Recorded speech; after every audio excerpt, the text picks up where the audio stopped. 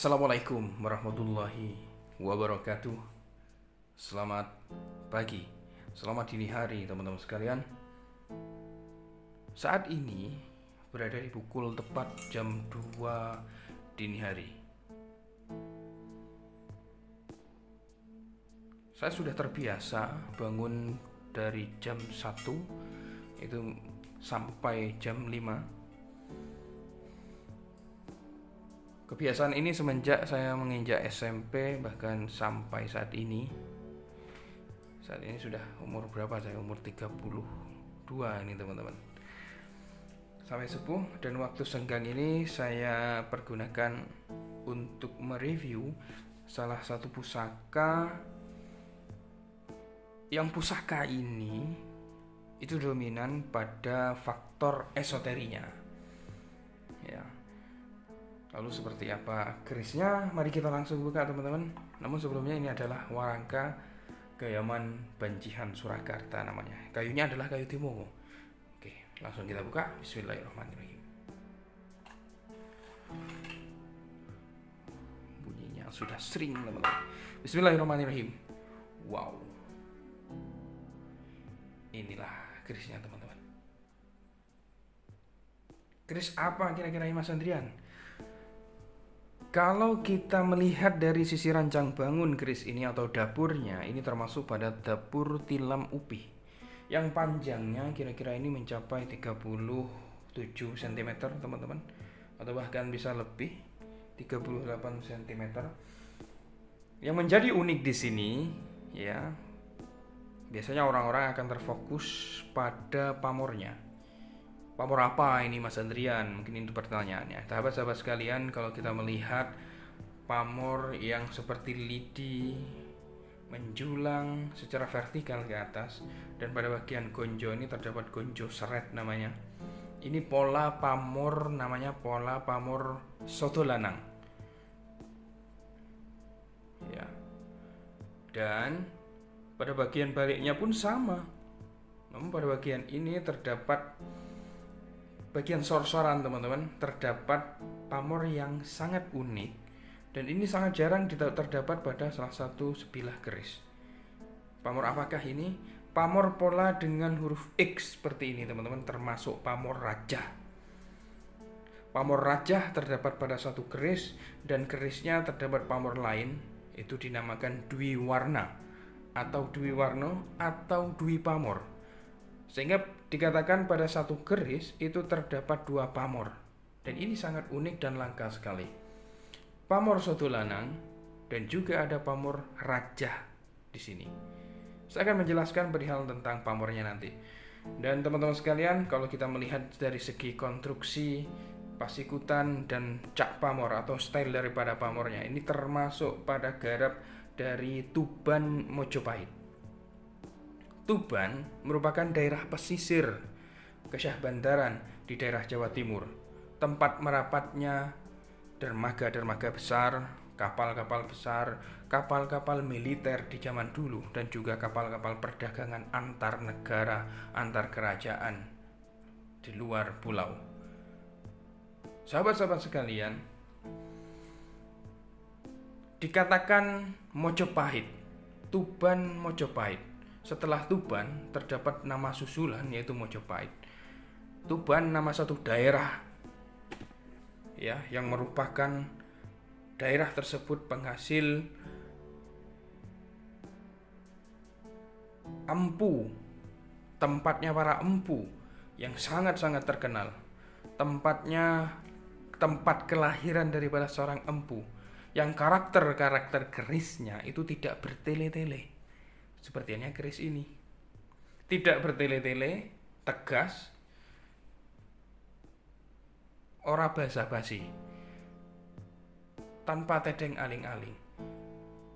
Maka kesan daripada keris Tuban itu memang cukup galak ya ketika dipandang, merbawani, mempunyai wibawa tertentu teman-teman. Mojopahit, Tuban Mojopahit, ada nama susulan Mojopahit, berarti keris tersebut dibuat lokasinya di daerah Tuban dan pada era Mojopahit. Begitu maksudnya. Oke sahabat-sahabat sekalian, sekitar abad berapa kira-kira? Nah, diperkirakan keris ini dilahirkan, dicipta, dibabar pada abad ke-14, yaitu era saat Raja Majapahit yang perempuan, yaitu Tribhuwana Tunggadewi, yang merupakan bagaimana saat itu sang panglima bayangkaranya, panglima perangnya adalah Mahapati Gajah Mada. Oke sahabat-sahabat sekalian, keris ini dengan dua pamor. Saya akan perlu menjelaskan kepada Anda. Pamor Sodolanang.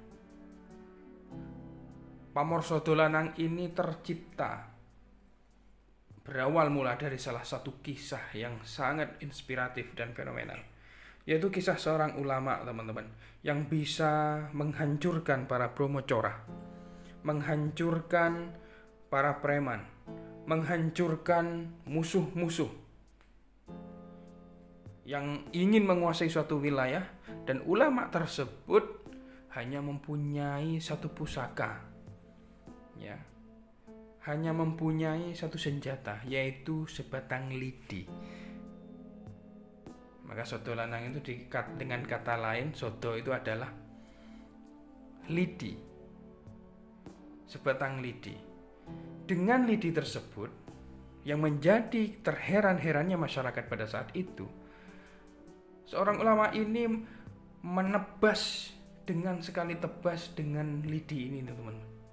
Ya, dengan lidi tersebut, maka para preman ini, para brahmacora ini lari tunggang langgang dan ketakutan dan kalah. Maka di saat itu lahirlah nama Sodolanang, sehingga pamor Sodolanang terdapat pada sebilah keris itu dimaksudkan memang untuk menjadi perisai diri dan juga dapat menumpas suatu kejahatan. Siapapun orang-orang yang ingin berniat jelek kepada diri kita, maka makna dari Sodolanang dapat musuh tersebut dapat lari dan ketakutan terhadap kita. Maknanya orang akan sungkan dengan pengagem Sodolanang tersebut, akan bergetar hatinya, akan mempunyai rasa takut ketika berhadapan dengan orang yang mempunyai keris Sodolanang. Maka tak ayal, teman-teman, keris Sodolanang itu memang cocok untuk orang-orang pejabat, mempunyai pangkat yang tinggi. Tentunya berbagai macam polemik yang dihadapinya. Seorang pengusaha pun itu sangat cocok mengagem keris Sodolanang ini. Dan tak kalah penting, teman-teman, pada pamor di daerah Sorsorannya ini terdapat pamor raja. Dan ini sangat jarang ditemui. Pamor raja atau pamor azimat, teman-teman, itu dipercaya mempunyai tuah yang baik untuk seorang pemiliknya, baik di bidang kerejekian, keselamatan, keberuntungan, dan lain-lainnya. Dan ini satu kesamaan dengan pamor Sodolanang. Sodolanang perisai diri, dan pamor raja ini termasuk pamor yang sangat wingit untuk hal keberuntungan. Begitulah teman-teman sekalian, mudah-mudahan menambah referensi ilmu pertosan Haji Andi Nuswantoro ini. Inilah persembahan di dini hari ini, tanggal 19 Agustus 2021. Dapur Tilam Upi, pamor Dwi Pamor Sodolanang Raja Tangguh Tuban Mojopahit. Wassalamualaikum warahmatullahi wabarakatuh. Salam budaya.